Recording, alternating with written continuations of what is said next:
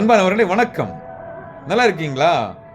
2026 ஆண்டிலே நமது வாழ்வு இன்னும் சிறப்பானதாக இருக்க வேண்டும் என்றால் 2 விஷயங்களை நாம் கண்டிப்பாக மனதில் வைத்துக் கொள்ள வேண்டும். ஒன்று, நாம் தனிமையாக இருக்கிற பொழுது என்ன வகையான எண்ணங்கள் நம்மை ஆட்டி படைக்கின்றன என்பதை பற்றி மிக கவனமாக இருக்க வேண்டும்.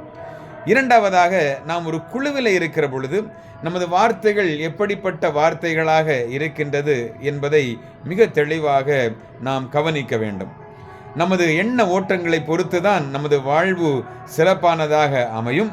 அதே போன்று நமது வார்த்தைகளை பொறுத்துத்தான் நமது உறவு முறைகளும் சிறப்பானதாக அமையும்.